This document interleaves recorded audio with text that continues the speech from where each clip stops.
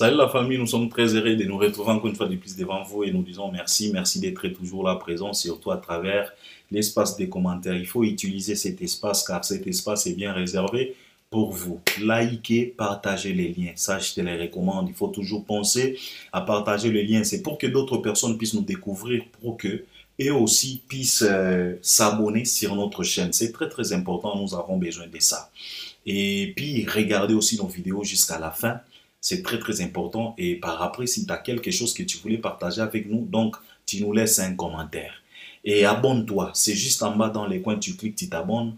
Tu actives aussi la cloche de notification. C'est très très important aussi. Alors, l'actualité nous oblige. Et nous avons de la chance, comme j'ai toujours l'habitude de vous le dire, dans notre industrie, nous avons quand même un grossiste, au vrai sens du mot, grossiste. Les grossistes en question, c'est l'artiste et musicien Fally Ipupa. C'est vraiment un grossiste. Et parce que, imagine-toi, tous en septembre, mais Fally Ipupa nous réserve quand même quelques marchandises pour décembre, pour novembre. Et il nous réserve aussi d'autres marchandises pour 2024. Et pourtant, nous sommes d'abord en septembre. Mais il nous garantit donc, il nous réserve déjà quelques conteneurs à décortiquer pour le mois de décembre, pour le mois de novembre. Même pour l'année 2024. Donc c'est vraiment un grossiste. Et tout tourne tout autour de lui au jour d'aujourd'hui. Comme j'avais dit ça dans le passé, que l'artiste et musicien Fally Ipupa, c'est le centre d'intérêt dans notre industrie. Et au jour d'aujourd'hui, personne ne peut les nier car tout tourne tout autour de lui. Donc l'actualité musicale congolaise sans les noms de Fally Ipupa, en tout cas, c'est plus l'actualité musicale. Ça devient autre chose. Ça devient quelle bêtise. Donc, il faut que les noms de Fally puissent être là-dedans pour que l'actualité ait à la naissance. Alors, je vais essayer de toucher d'autres personnes si le temps nous permet, mais c'est Fally Ipupa qui va consommer et qui va être consommé na élément oyo. Alors, Fally Ipupa, il a livré un concert. C'était la fête. Ce concert-là a été considéré comme la fête. Il a fêté 10e anniversaire, il y a Fondation Naï. FIF, Fally Ipupa Foundation. Un geste, un sourire. À Bandaki en 2013, au jour d'aujourd'hui, nous sommes en 2023, donc ça veut dire 10 ans déjà, depuis qu'il a commencé. Il a déjà réalisé plusieurs choses. On a fait des émissions, on a décortiqué tout ce qu'il a déjà réalisé. Et c'était le temps quand même de fêter, car 10 ans, ce n'est pas 10 jours. 10 ans, ce n'est pas 10 mois. C'est 10 ans. C'est quelque chose quand même. Donc, Fally Ipupa il a décidé quand même de fêter avec ses fanatiques, les Warriors. Pourquoi? Parce que l'artiste avait promis aux Warriors, surtout les Warriors de Kinshasa, de pouvoir livrer quand même un concert public. Parce que les Warriors de Kinshasa, depuis que l'album Formule s'était sorti, ils n'ont pas eu la chance de décortiquer cet album en live avec leurs artistes. Alors, l'artiste, ça lui tenait au cœur de pouvoir quand même livrer un grand concert avec le Warrior de Kinshasa. Effectivement, il avait livré des concerts, mais VIP. Un concert à 300 $, un autre concert à 500 $. Mais, azalaki quand même na mwa nyongo, il y a Warrior Oyo, il y a classe moyenne. Alors, l'artiste, azalaki na mwa obligation, azalaki na mwa devoir wana, il y a qu'on livrer quand même un concert. Sauf que, il a tenté, mais complication moko ezalaki. Il a voulu même profiter na ba nuit ya francophonie pour qu'il puisse livrer un grand concert na esplanade à Palais du Peuple, mais biso nyos toyebi makambo ya nuit ya ba francophonie ndenge kendaki. Jusqu'à ce que Fally Ipupa s'est retiré. Mais chance fondation nae baye ko fêter 10 ans ya existence. 10 ans ya ko evre na mokili oyo ya Nzambe. Alors fondation parce que babanda komona que artiste azalaki na besoin ya kobeta concert pour na ba fanatique nae. Alors fondation batali balobi OK. Donc na occasion il y a 10 ans il y a fondation. Alors qu'est-ce qu'on doit faire? Ils ont maintenant proposé l'artiste de pouvoir livrer un concert. Concert wana ezala considéré comme une fête. Comme ça l'artiste va fêter avec ses warriors. Et ils ont dit droit d'entrée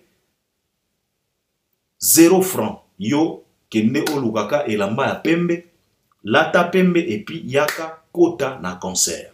Biso nyonso tomonaki, c'était le 27 août na terrain municipal ya Bandal.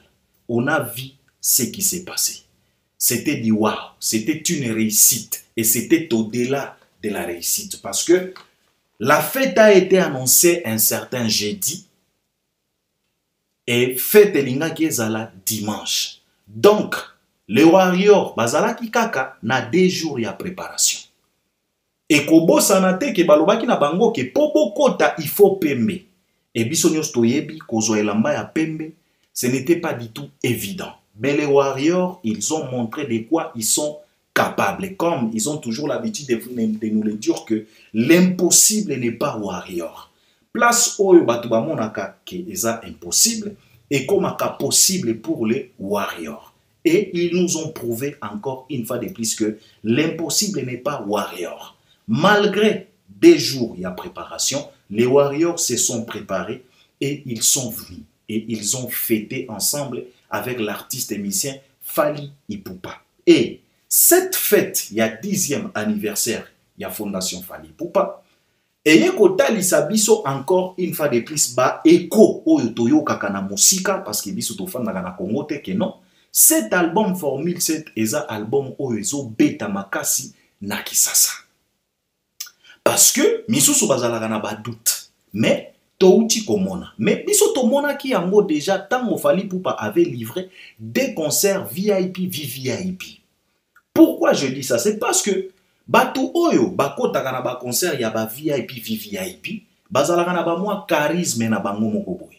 Bazalaka na ba mwa classe na bango moko boye. Bazalaka na ba mwa réserve ba mwa maîtrise de soi moko boye parce que baza batu ya ba classe moko boye. Ata soka yebi nzembo, ata soki azana besoin ya ko s'enjailler, mais bazalaka toujours na ba mwa reteni moko boye. Ayebi nzembo mais azoyemba yango tellement na ba mwa charisme. Mais ce n'était pas le cas na concert ya VIP ya Fally Ipupa ya $300 na $500. On a vu batu oyo ya VIP chanter des chansons, les chansons de cet album Formule 7 comme pas possible. Donc, bazwa pena charisme, bazwa pena maîtrise de soi, bazwa ba classe na bango, bazwa ba parfum, bazwa ba mongo na bango, ba tia pembeni.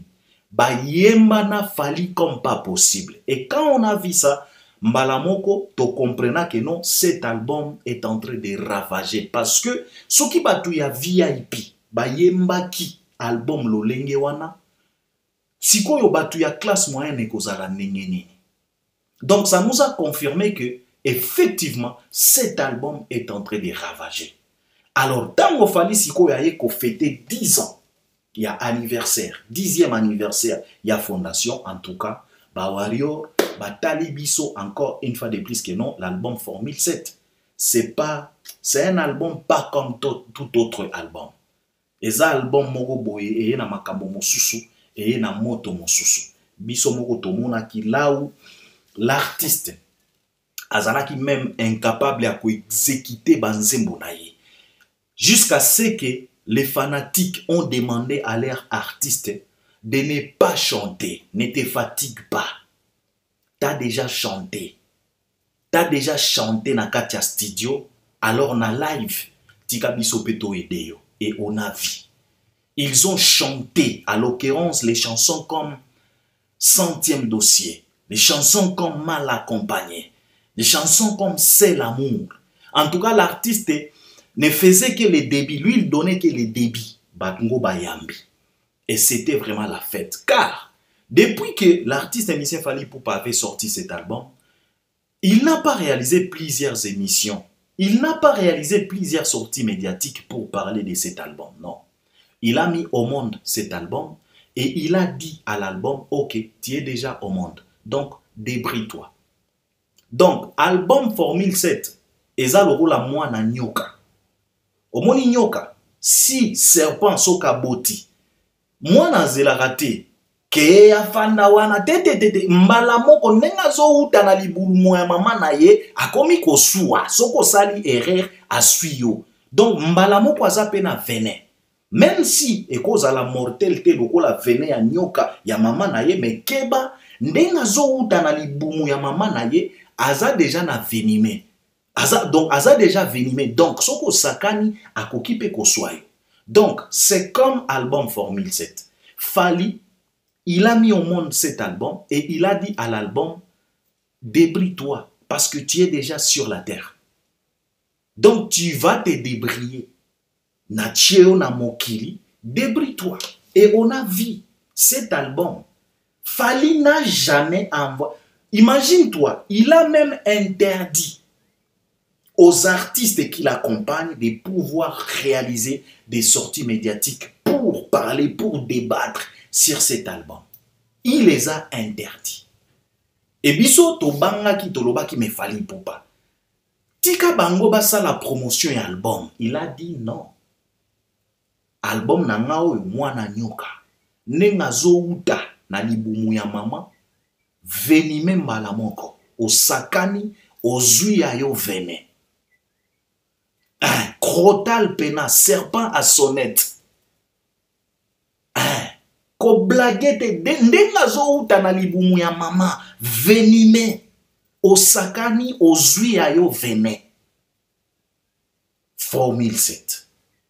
Donc, aujourd'hui, biso nyos tozo mona makambo oyo Formule 7 ezosala. Parce que avec Formule 7, il y a avant Formule 7 et après Formule 7. Parce qu'il y a de ces projets oyo bimaki avant Formule 7. Eza pe na ba projet oyo eye ko bima après sortie ya Formule 7. Donc ba projet mi balé nyonso avant et après bango nyonso bazo subir venin ya Formule 7. Donc, choix exaté, c'est comme ça. Donc, Fally Ipupa, il a fêté. Alors, à travers cette fête, Fally Ipupa avait fait quelques annonces na Katia Podium. Il a annoncé double martyr na année prochaine, na mois ya août. Un certain samedi, un certain dimanche. Fally Ipupa avait annoncé. Alors, quand il a annoncé, Tozalabina bandeko ba master balobi nga Albert yo salaka ba analyse. Comment tu trouves cette idée là d'annoncer double martyr juste comme ça na terrain pardon ya municipal ya Bandal? Est-ce que tu trouves que eza pena idée ya malamu? Alors je voulais quand même parler de ça, je voulais quand même décortiquer, je voulais quand même critiquer aussi développer concernant les annonces que Fally Ipupa avait réalisées. Moi, je me suis posé d'abord la question de savoir, est-ce que c'était important que l'artiste puisse annoncer? Parce que, Oyo Fally a annoncé qui, na terrain municipal ya Bandal, ce n'est pas du n'importe quoi. Eza ba concert ya bana mikete. Eza ba risque. Eza kozwa encore une fois de plus carrière na ye, atie yango en danger. Encore une fois de plus, comme il a toujours l'habitude de le faire. Vous savez, dans notre industrie, la musique nabiso, plusieurs aventuriers se considèrent comme le grand frère Yabaleki. Plusieurs distraits se considèrent que Bangonde Baya Mukolo. Mais souvent, moi, je me pose la question de savoir, si tu te considères comme Yaya Yabaleki, parce qu'un vrai grand frère, c'est celui-là. Oyazwaka ba risque pour na petit frère. C'est celui-là qui a toujours des initiatives, des idées et des propositions pour le petit frère. Mais okomona ebele na kati ya miziki na biso bawele la kakimbu mokolo. O ngande ya baleki, o ngande ya mokolo. Mais soko tali siko carrière ya mokolo, ozo luka bisika oyo ya mukolo azwa risque pona baleki ozo monate. Au contraire, ya mukolo ya zalagawana kaka pona kolandela makambo ba petit frère. Soki petit frère a annoncé ye wana mbango. Akomi kowele la annonce ya petit frère. Et aujourd'hui, Fally, il vient de nous prouver encore une fois de plus que il y a des grands prêtres, donc il y a Mukolo, il y a Baya Mukolo. Parce que dans la musique, l'âge ne compte pas. Ce qui compte dans la musique, ce n'est que des réalisations. Personne n'est grand frère de quelqu'un dans la musique à travers l'âge. Non. On est grand frère de quelqu'un dans la musique à travers les réalisations. Ce n'est pas l'âge. C'est ce que beaucoup, il y a Oyobami considère non. On ne devient pas grand frère de quelqu'un dans la musique à travers l'âge. Non. On devient grand frère de quelqu'un dans la musique à travers leur réalisation. Aujourd'hui, Mbappé a koki kozala capitaine. Il y a équipe nationale, il y a France. Pas parce qu'il est le plus âgé que tout le monde, non. Griezmann a plus âgé que Mbappé.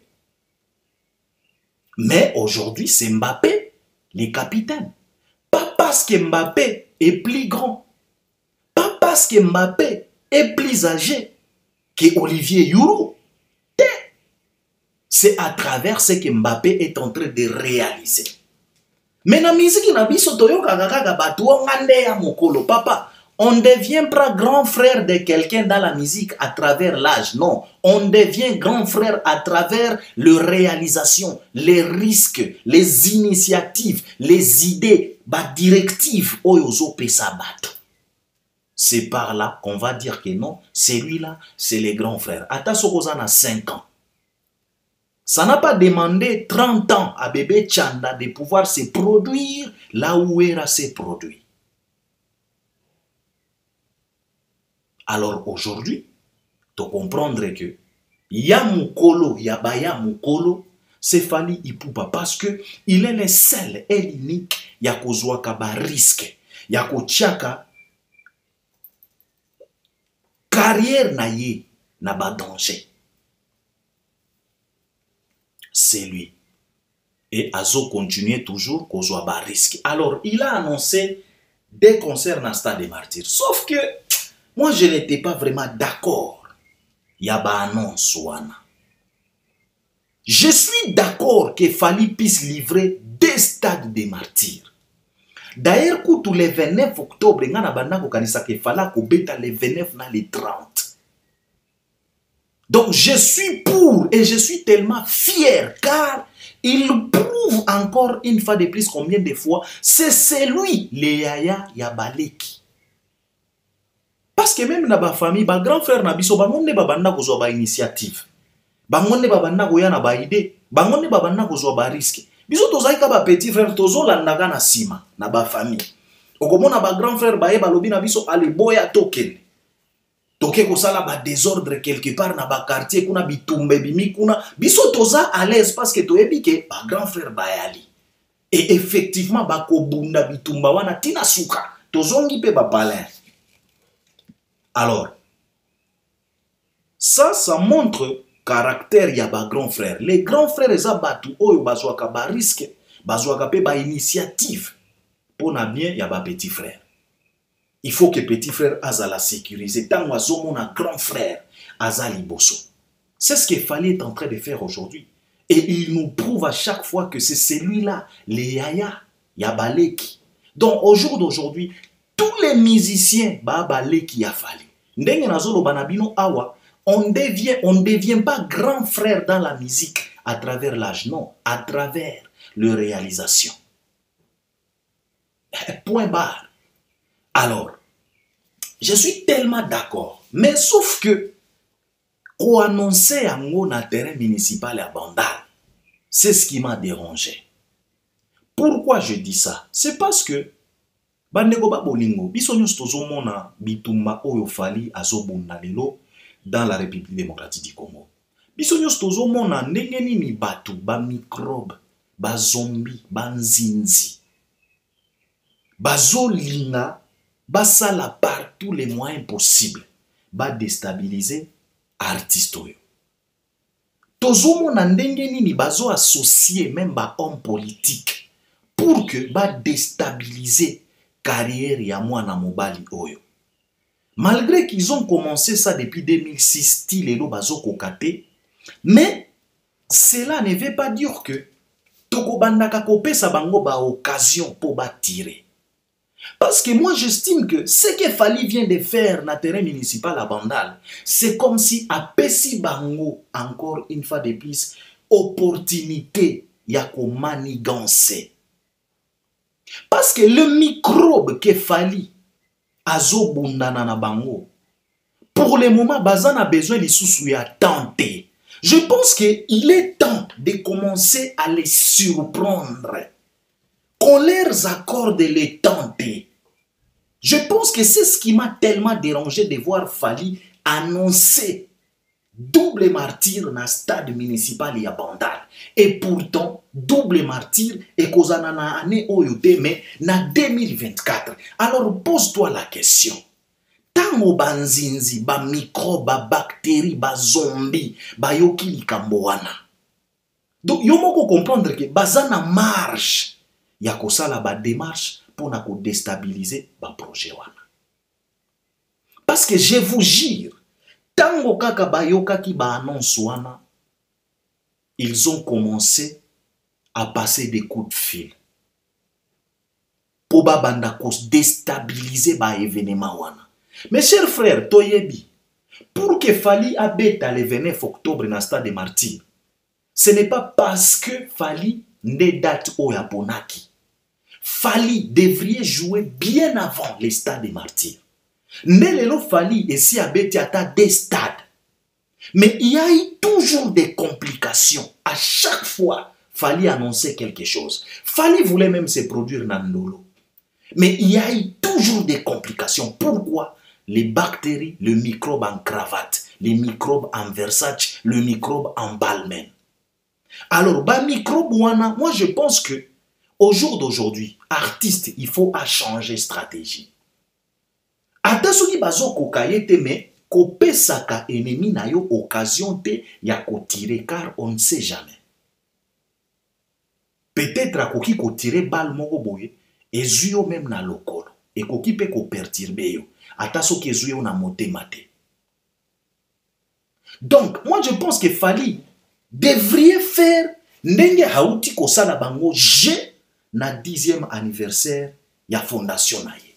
Donc à surprendre bango, à pesi bango pena tenter ya ko raisonner, ya ko réfléchir, ya ko s'organiser parce que congolais soki opesi temps ya ko s'organiser pour à détruire les camps. Yeba que ozana chance te. Tina souka à ko détruire yango. Parce que aza expert. Nous Congolais nous sommes toujours comme ça. Toza ba expert ya destruction. Et surtout, si tu nous accordes le temps de pouvoir détruire, en tout cas toko détruire. Toko hésiter te, wana qualité na biso, oyo mokili. Et Bisso. C'est la raison pour laquelle, tant qu'on a moni Fally annoncer, j'ai dit, oh là, oh là, oh là. Est-ce que annoncer double martyr, na terrain municipal, ba concert au Ekozala na 2024, est-ce que Fally devrait annoncer ça? Moi, je me suis dit que peut-être Fally, il a précipité l'annonce. Et il a donné l'occasion à des mankionistes de pouvoir manigancer, de pouvoir commencer les mankiona pour déstabiliser. Parce que eloko wana oyo Fally a annoncé soki et réussir. Donc na yebite musenzi nini oya ko fioto la kambanga na République démocratique du Congo encore une fois de plus. Mais inquiétude je pense que yo pe negozola nanga yo pe au comprendre inquiétude parce que moi je me suis dit et si et seulement si Fally pouvait tout simplement faire les démarches dans la discrétion, mettre toutes choses en place dans la discrétion et puis à Zélie réussite il y a Paris la Défense Arena. Réussite ya Ovo Wembley Arena. Donc tango azouta poto. Donc tango kaka asilisi. Donc moi j'aimerais à ce que Fally nous annonce double martyr soit na podium ya Wembley Ovo, soit na podium ya Paris La Défense Arena. Parce que mes chers amis, makambo ya minene na ba projet ya minene ba annonsaka yango n'importe où te et n'importe comment te. Wane za concert ya Kisenso te, wane ya double martyr. Ça veut dire samedi, dimanche. Alors, des grands projets, des grands événements comme ça, il faut que tu aies la bisika, il y a quoi annoncer pour ezwa en plaire. Parce que moi, je me pose la question, si et seulement si Fally pouvait annoncer double stade des martyrs, na podium ya Paris La Défense Arena devant 40 000 personnes, c'est les Congolais, c'est les Maliens, ba Ougandais, ba Camerounais, ba Ivoiriens, ba Burkinabé, ba Maliens, ba Sénégalais, ba Français, ba Belges, ba Allemagne. Donc il annonce ça devant plus de 40 000 personnes. Est-ce que il n'a qui soit en clarté koleka ko annoncer yango na podium ya municipal ya Bandal? Parce que wana ba mankioniste na ba microbe balingaki bazwa pena ta ebele te akomaniganse. Donc Fally alingaki abeta Paris La Défense Arena Ovo tango azo kita Kinshasa double martyr. Moi je pense que elingaki pesa en plaire mon sousou que ko annoncer yango parce que je répète encore, Fally na équipe na ye. Il faut qu'on change système de jeu. Il faut qu'on change système de jeu. Ce qu'il fallait bana robeta 4-4-2, il est temps de changer. Parce que l'ennemi azolu qui sa par tous les moyens possibles. Azola late. Nalobaka awa, les fanatiques révoltés de cet artiste, ils sont prêts à utiliser tous les munitions possibles pour déstabiliser la carrière de Fally. Alors je pense que équipe naemoko artiste, il faut qu'on change le système de jeu. Moi je pense que Nathan Otokomi nango, ça ne vaut plus la peine. Ya kopé ça va tout temps. Ya ko manigancer, ya ko sala ba mankiona. Et comme temps donc il y a ba surprise kaka. Donc bazo surprendre batu. Donc nakidi bozui ku bou tango zo baluka mosusu. Donc bazo peso tenter ya kopema. Moi je pense que Fally, il faut adopter système où il y a Mike Tyson. Donc cela veut dire que aujourd'hui droite tango cerveau ezolinga ezonga aujourd'hui gauche. Donc, chaos debout, donc, moi, je pense que ce mien. Au lieu Fally azala boxer oyo, tangwa beti yo ku, okwei, atiki yo, ope manano, o récupérer. Je pense que Fally, il faut changer système. Parce que, annonce oyo annoncé na municipal, il y a double martyr, opesi bango pena temps, il y a ko récupérer. Et ce qui totali bien te, bako kipe ko récupérer. Bako kipe ko embrayer double martyr ya Fally. Je vous l'ai dit, tozana nous en septembre. Boko pesa ganga raison. Parce que Fally, apesi pena bango temps, ya ko récupérer. Apesi pena bango temps, ya ko manigancer. Ya ko déstabiliser. Moi, j'aimerais à ce que Tangwa beti poto, donc Fally azo se préparer ko zonga. Donc, Tangwa silisi ko convaincre poto a beti Paris La Défense, a beti Wembley, a beti soki bisika mosusu. Tango sikoyo Fally a annoncé retour. Mbalamoko a annoncé double martyr. Je pense que elingaki ezwa plaire moko na ba senzi balingaki bazwa temps ya récupération te. Parce que awa nazolo banabino et si babandi déjà bakou de fil pour na ko déstabiliser. Et si babandi déjà bakou de fil et puis baza pena na temps ebele ya ko déstabiliser. Parce que Tito koma na 2024, je ne pense pas. Donc wanande zalaki inquiétude nanga. Ngana banda ko préférer ko annoncer ba projet wana il fallait annoncer à mon podium soit il y a Wembley Ovo, soit il y a Paris La Défense Arena. Au lieu fallait annoncer les biseaux na podium municipal. J'ai trouvé ça très dangereux. Na monaki c'est comme si fallait apesi pena bazoba passe en or pour s'organiser baya ko déstabiliser événement wana. Parce que bino moko bozo mona ndenge makambo ezokende. Tout le monde est contre Fally aujourd'hui. Ezala ba musicien, ezala ba chroniqueur, ezala ba journaliste, ezala ba homme politique. Tout le monde est contre Fally. Alors ceux qui ont pesi batu alolenge wana temps, papa, bakoki ko déstabiliser. Wana ne inquiétude on azalaki nango par rapport ya ba annonce wana. Parce que selon moi, j'aimerais à ce que Fally nous annonce ça tant wa silisi ba concert ya minene, ba événement ya minene o ya poto nde a annoncer sikoyo ndenge tozozonga kisasa boye ba warrior bo se préparer tokobeta double martyr. Donc cela veut dire que Fally alingaki asala ba démarche nyonso administrative na dans la discrétion. Donc ba boucler makambo nyonso ba réserver na stade, ba arranger makambo nyonso, ba sponsor, donc ba arranger nyonso dans la discrétion. Et puis tango ka fala beti Paris La Défense Arena Ovo a annoncé retour na Kinshasa double martyr. Donc tango ka Fally azo kitaki promotion balamoko. Car makambo nyonso ezalaki calé dans la discrétion. Stade déjà ya ko bouquet ba panneau déjà. Donc nambala moko ba panneau et matiki sasa nyonso ba panneau ti ba microbe ba tala donc ba zanga temps ya ko se préparer pour na ko combattre. Mais boye to pesi bango marge. To pesi bango temps ya ko récupérer.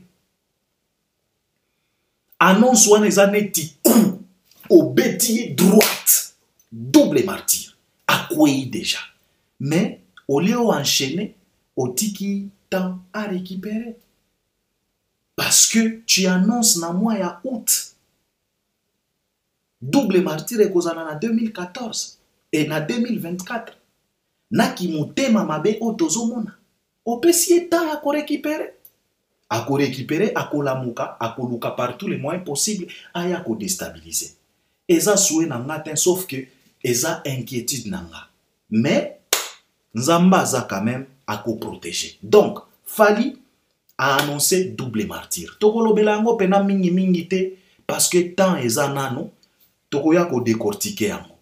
Alors, l'artiste musicien Fally Ipupa, il devrait jouer aussi d'autres concerts na batterie ba GD, na Kisasa ba concert à ba au revoir. Nous savions tous que Azo s'est préparé kaka po à kende na poto parce que tu attaqué déjà septembre. Donc, ceux qui aussi septembre et gotika la kaka octobre na quelques semaines en novembre pour que Fally abeta Paris La Défense Arena. Donc il faut akende nano na poto bien avant parce que il faut à ça la sortie médiatique, il faut à ça la conférence de presse, il faut à ça la promotion sur place, ba répéter, ba ko taper maki. Donc ça demande quand même temps et zo senga quand même moi organisation moko ya kitoko parce que na Paris La Défense Arena tozana besoin ya komona eloko moko ya sika. Alors, il a annoncé mais atikala kosala yango te. Pourquoi? Parce que l'artiste bisonyo stoyebi azwa ki mwa coup car il a perdu son proche Gauthier Winge. Gauthier Winge que son âme repose en paix. Atika ki biso déjà ndenge tozolo baboye Gauthier Winge ne fait pas partie ya batu oyo bazo respirer. Gauthier Winge azola la nae na morgue. Et ça a tellement touché l'artiste musicien Fally Ipupa car tout le monde qui même visite nae na famille à Gauthier Winge en tout cas et ça là qui pena passi. Mais l'artiste tellement qu'il est professionnel, tellement qu'il avait déjà signé ba contrat mosusu, ba engagement mosusu à l'occurrence Guinée équatoriale. Donc na minito tozolo ba Fally Ipupa auti ko livrer concert moko ya grave na Guinée équatoriale na katia stade. Ba tourner à ba stade et zo continuer kaka. Alors, c'était hier, le 1er septembre. Fally Ipupa a petit concert na Guinée équatoriale. Toya ko zonga poto ya ko décortiquer yango bien bien. Mais to moni déjà ba image. Comment est-ce que na Guinée, bato bazoyemba na Fally? Comment est-ce que na Guinée, harmonie, communion, concordance, mariage entre l'artiste et ses fanatiques? Oyo mikolo na komi koloba ke Fally akomi lokola modérateur ya chorale. Donc yazo Antoné chorale yambi. De la même façon, ces chansons sont chantées au Congo. C'est de la même façon, ces chansons sont chantées na Guinée équatoriale. Et Fally Ipupa, c'est le premier et l'unique artiste émissien congolais oyo abeti na ba 3 Guinée nyonso wana. Abeti auti kobeta ba image eza bokende kotala. Tokos fan azana ba image bokende bokomona. Auti kobeta concert malgré la douleur, malgré Gauthier Wingé azana mabele, mais je pense que c'est un professionnel. Azalaki déjà na ba engagement asignaki déjà parce que tu as Guinée équatoriale, en tout cas baebi Gauthier Wingé.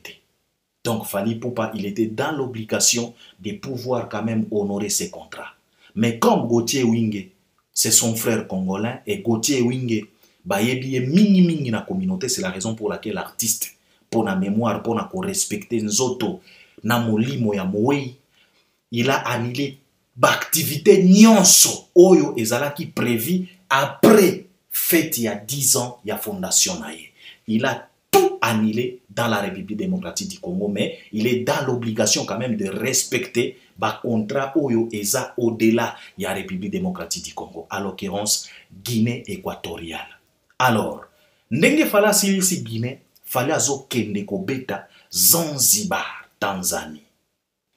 Donc je disais que après Guinée équatoriale, Fally Ipupa, il est aussi dans l'obligation d'aller honorer d'autres contrats na Zanzibar, Tanzanie. Donc, batu ya Tanzanie, bazo zelape Fally Ipupa. Donc, Fally Ipupa kozala na Zanzibar, il va livrer aussi un grand concert. Zanzibar et Zamboka oyo, ya Zuchu, Zuchu la protégée, ya Diamond, Zuchu, la star Zuchu, je pense que plusieurs Congolais baebi Zuchu. Zuchu, c'est la protégée de Diamond.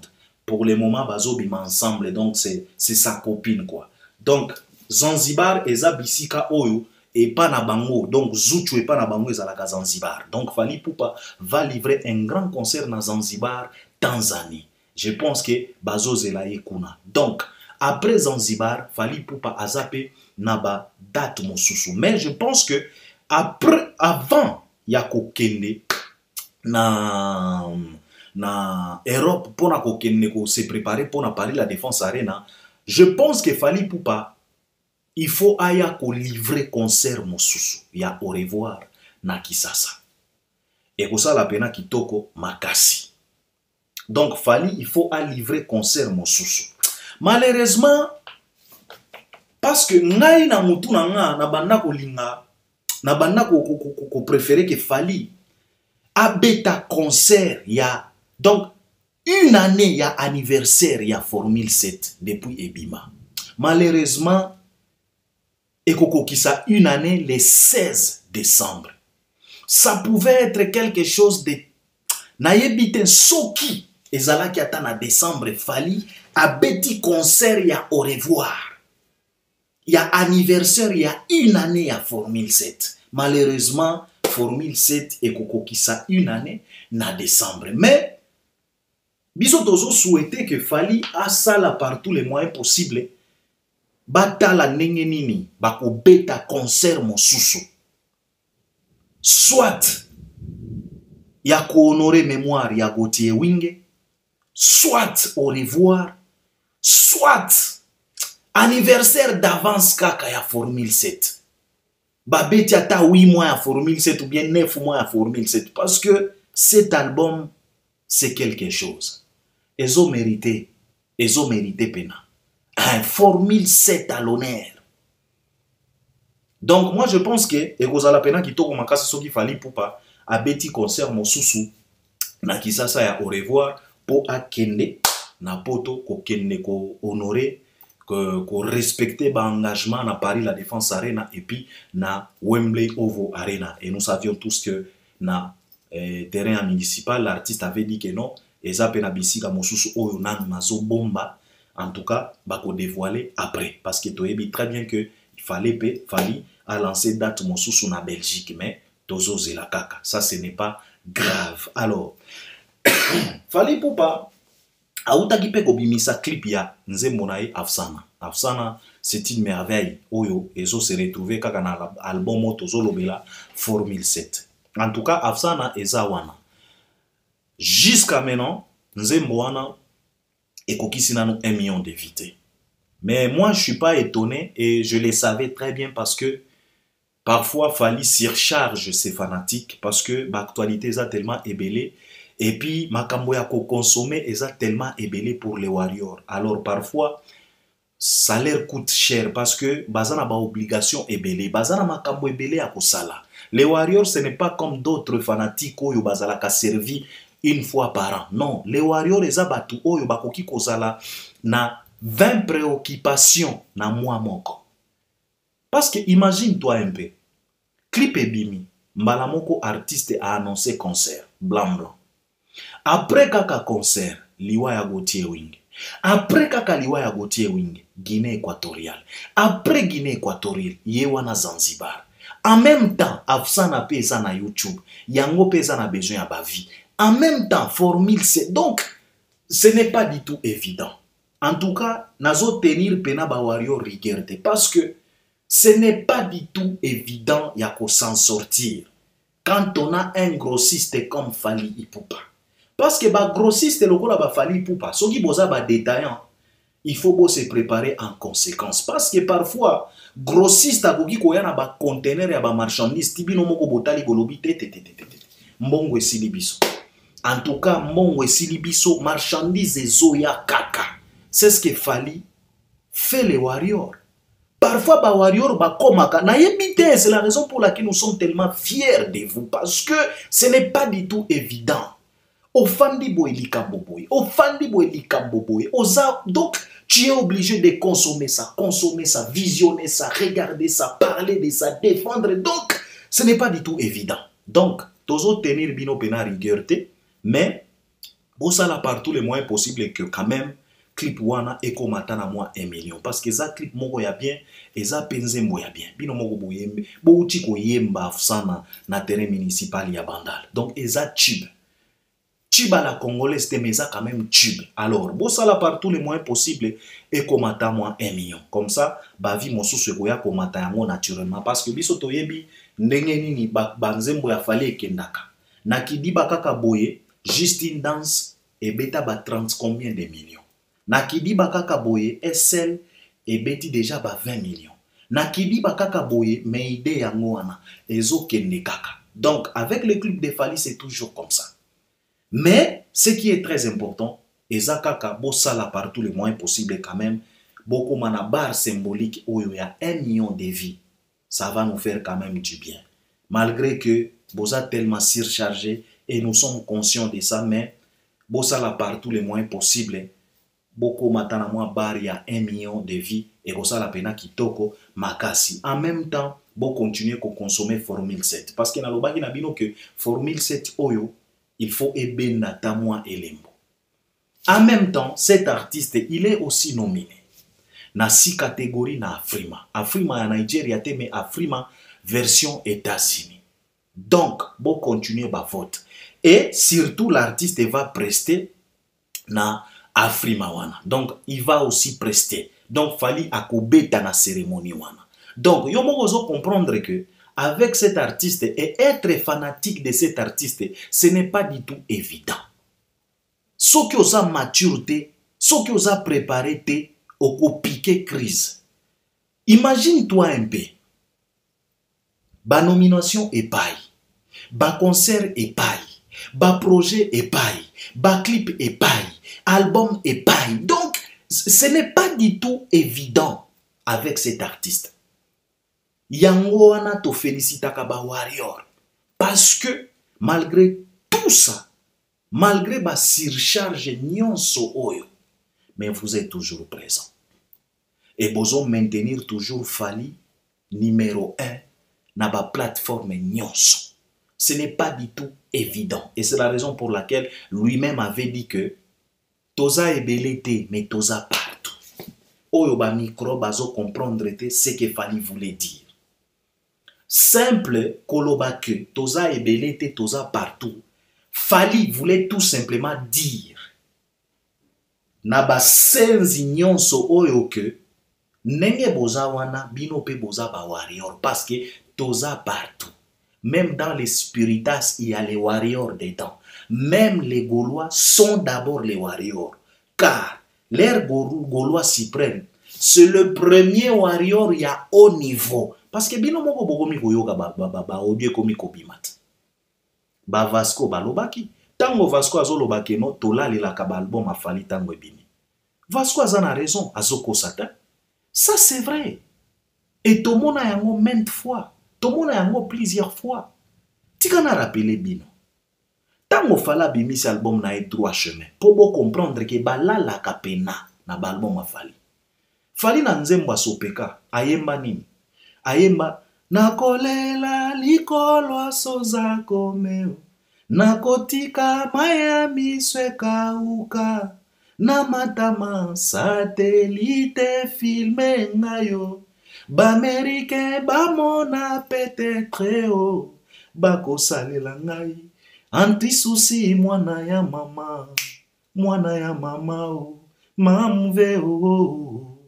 Pour comprendre que Gaulois suprême alalela album wana tango aye ko bimisa sans interdit na nzembo na ye Mercure yepe ayaki soki nakolela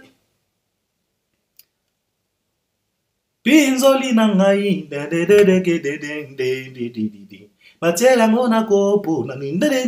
donc ça prouve à suffisance. Oyo Vasco alobaki akosaki te. Fali na nzembo na ye délibération.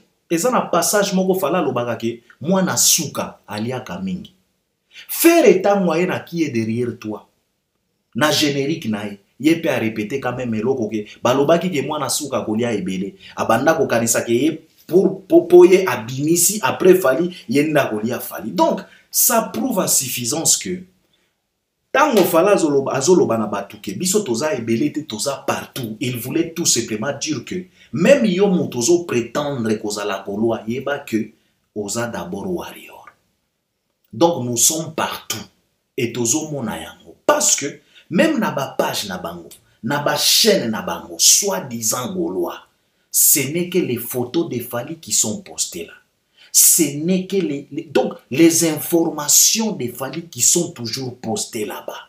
Naba chaîne na bango. Au grand jamais. Bagolobe la makambo artiste na bango sans que balobe la Fali. Donc impossible. C'est la raison pour laquelle Fali avait dit que Toza et Belete, mais nous sommes partout. Parce que même lui-même, les Gaulois suprêmes, c'est d'abord un warrior. Un fanatique numéro 1, ya Fali Ferry. Preuve mosusu. Tango Ferry a eu décision, na JDT, pas Popi, na Bilba qui négocia la le marquis. Ferry, oya lobaka ke no ya za grand chanteur, fala za la faux chanteur. Ferry benga mabia latin, Ferry benga la coste ta, Ferry benga mirage ta, Ferry benga ba chanteur nyonso soi-disant. Il a appelé Fali pour rejoindre bango na les marquis. Oko expliquer nga nyenyene. Parce que bino bolo waka fala za faux chanteur. Bango bakenda ki ba grand chanteur. Pourquoi il a appelé Fali pour rejoindre bango? Pour fala ke negobe bisela bango banzembo parce que bolo baka za faux chanteur. Pourquoi il a appelé? Tango Ferry bake ko sala les marquis. Pourquoi il a appelé Fali? C'est parce que le mec bien avant, c'est d'abord un fanatique. Il a Fali Ipupa. Et c'est la raison pour laquelle Ferry, Mwana Wingi, Atika Wingi, Akenda quartier latin. Tout simplement, a telema podium moko na Fali. Tout simplement, ba yemba studio moko na Fali. Tout simplement, ba bima na clip moko na Fali. Ça n'a pas commencé aujourd'hui. Ce sont les fanatiques et c'est la raison pour laquelle l'artiste émissien Fali Ipupa, intelligent et sage qu'il est, tant on a dit le collé à Zolo Banae qui ba jaloux alobi te Ce ne sont pas mes jaloux, ce sont les fanatiques révoltés, car il est conscient que batu oyo ezande bolingo. Ce n'est que des fanatiques révoltés. Batu nyonso bomonaka basalignaka derrière Ferré. Ce n'est que les fanatiques révoltés. Batu ya acti de la haine. Babenga Ferré fourmi rouge. Babenga Ferré Renault 4. Keye alandaka sukali, sukali yango nani fali. Mais tala leloyo. Tala leloyo. Donc ça prouve à suffisance que tous ces microbes-là, ce sont les fanatiques. C'est la raison pour laquelle Fali avait dit que Tozalaka ebele teme, nous sommes partout. Donc, na bango na kati. Quand Baza Maye l'était, Batikali ko comprendre qu'est-ce que Fali voulait tout simplement dire. Le loto komi koyoka ba audio. Oh, yazwa disque d'or. Est-ce que Zalaka pe a solo? Ata sonité. Ata sonité. Buzoba na buzoba. C'est tellement triste. Donc, ça c'est Fali Ipupa. Bawario, bino moko boyoki, makambo o ezozela bino. Nomination epai. Afsana epai. Paris la Défense epai. Wovo epai. Donc, bozana makambo ebele. Bozana choite. Bino moko bosala choix ya kolanda Fali Ipupa. Fali Ipupa zalaka na ba black te. Aza mutu oyo. Azana. Omoni Fali oyo. Fali est mystique. Mes chers frères, au monde de la musique à Congo, tile loyo, ba artiste ebele, bazo beta ba concert na bango, bazo ngelaka banzembo na bango ya kala. Mais tant on atala ga Fali, na lobaka en tout cas njo oyo, aza pena mystique. Pourquoi je dis ça? Fali est tellement fort, mes chers frères, même dans la chanson. Parce que je me suis d'abord posé la question de savoir qui est cet artiste qui va réaliser encore une fois de plus une chanson oyo ekoya ko détrôner Amore tango tokos de ebimaki. D'abord ebandaki na contrôle. Je me suis posé la question de savoir nzembo nini oyo ekoya ko détrôner Aflaye. Papa, Amore et détrônant Aflaye na donc na facilité nyonso Aflaye fanda. Amore eya 8e merveille baya babeta Afrique mobimba babeta na ndenge moko kosakana te. Mais à ma grande surprise, je me posais la question de savoir quelle est cette chanson oyo ekoya ko détrôner Amore. Papa, Mayday. Donc elongoli Amore na facilité nyonso. Aujourd'hui, on parle le prix d'Amore. Aujourd'hui, on nous parle le prix d'Aflaye.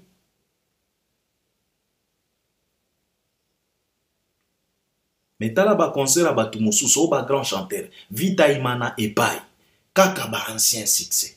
Donc Fali il est fort. Alors les warriors, un messieur comme ça, choix ezate. Bokozalaka surchargé, vina bino mobimba. Timogolo oyo fala kolemba.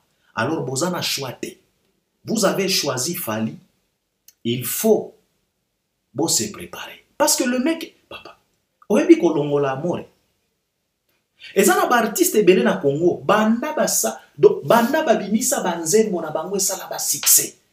Baza ba incapable ya kolongola banzembo na bango. Baza tilelo. Baza ba incapable ya kolongola banzembo na bango ya kala. Yango na bomona ka banzembo wana ezongaka toujours na ba concert na bango. Mais Fali aujourd'hui akoki ko beta concert sans pour autant ayemba Aflaye, sans pour autant ayemba Amore. Concert et kozala une réussite totale. Papa, ce n'est pas donné à tout le monde. Ça c'est la grâce. Ça c'est être tellement fort. Fali lelo akoki ko beta na ebite soki na municipal la beta ki Amore. Na ebite. Na ebite soki na municipal la beta ki Aflaye. Na ebite. Parce que na silisa concert wana te. Donc il est tellement fort. Alors les warriors, vous avez choisi Fali. Choix exaté. Bokozalaka toujours surchargé car le mec c'est autre chose. Donc ça c'était Fali Ipupa. Na monita eke mais tikana lobelaka ka faire vite fait. Faire tozoyoka ba fuite ya banzembo ya dynastie D. Toyoki fuite ya nzembo na ye na Soleil, nzembo na ye na Mabiala, nzembo ya Berado, toyoki ba 4 soki 4 titres. Et batu bagomi koloba keno oh ba pirater te. Il faut qu'on arrête ça mes chers frères. Il faut qu'on nous arrête ça. Biso tolobaka na bino awa, soki bolingi bo aider Ferry, bo aider bongo te. Artiste mobima ya ba 48 ans, aza bébé tchanda te. Aza bébé majabu te oya kubandaka kolela kalelaka tout le temps. Non. Ça fait plusieurs années. Et bongo ye Ferry pena ndenga aza wana. To baloba na biso ke no azo travailler na Sonit. Soki baza na contrat, Sony nde distributeur ya album na et. Comment se fait-il Sony 4 titres ekoki ko fuite et pourtant eza deal, eza business. Sony doit gagner parce que baloba na biso awa qui a un contrat, c'est Sony le distributeur ya album wana. Ndenge nini distributeur lokola Sony akoki ko permettre fuite ya 4 titres. Et ti lelo ba titre wana ezobeta kaka. Bo bloquer en hôtel. C'est quoi cette façon de procéder? Batandaka terrain boete. Il faut être sûr de toi. Il faut qu'on valorise d'abord le projet. Il faut qu'on ala sûr ya bilei oyo moko lambi. Soko lambi biloko komi ko pesa nanu ba mbwana ba nyau ba mekananu avant pesa ngo bato. C'est que tu n'es pas normal. Nga soki mutu, nga soki invité, soki na moni na kolia lisusu biloko wana te. Et c'est tellement triste. Ce n'est pas comme ça. Ozo sacrifier banzembo, qui sait, peut-être banzembo wana nde linga ki simba album. Mais tala. Tala. Ce n'est pas du tout bien. Faire échanger papa. Oko chanjaka mokono nini. Donc yo age zo kende buzo bape zo kola. Changer ndekunanga, ce n'est pas comme ça. Nalobaga na bino toujours awa que pour que faire asa la carrière na ye tranquille, il faut bo épargner na makambo oyo ya kochai na concurrence na Fally. Soki bozo continuer kaka, ça va lui coûter cher. Faire a kolemba bien avant. Ou ti koloba na biso awa ke mutu alamuki. Sko alamuki lisusu na ba désordre. Yango na lobaki awa. Bakolamuka mosusu eza nango na tina te. Olalaki otikaki disque d'or. Tango ye kolamuka okuti platine.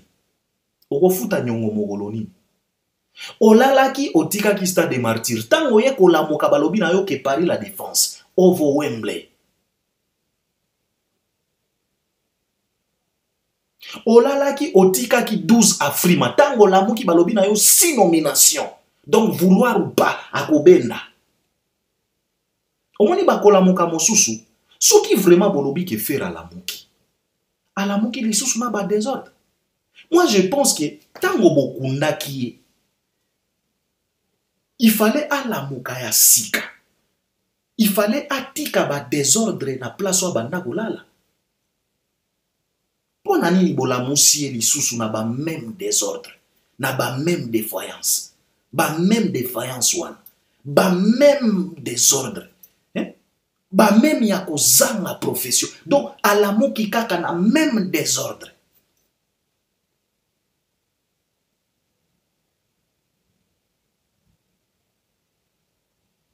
Bokundaki na elamba ya noir. Olia la mukata na moi elamba pepe bola musie kaka na même elamba ya noir. C'est tellement triste ça. Bo fuite 4 chansons. Bozo sacrifier. Siko bokomi ko précipiter ko salela ba clip wana banzembo wana ba clip. Ce n'est pas bien ça Ferry. Zala sur na yo papa. Eza album na yo. Tu t'es poumoné dans les studios pour enregistrer. Bimisa album. Ko fuite papa. Tosi tolobi na bino ke. To koma na système ya VAR. Manki ona esalaka lisusu te. Eko simba te. Toko benga Sony to tuna Sony bino nde mutu bo fuite. Il faut arrêter avec ça. Et puis, au moment où tu as poto, c'est tellement triste. Donc, je dois m'arrêter par là. Je pense que dans 8 ans et belé, tokozonga poto ya kosala banalisme mosusu, sauf que ce n'est pas du tout bien na artiste émissien Ferregola. Donc, je m'arrête par là. Je pense que vous allez m'accompagner aussi à travers les commentaires. Tokozonga parce que dans 8 ans, tokozonga parce que makamba goloba eza tellement ebelé, il faut tout décortiquer ba concert à Fally na makambo mosusu. En tout cas, on est ensemble. À la prochaine. Merci beaucoup.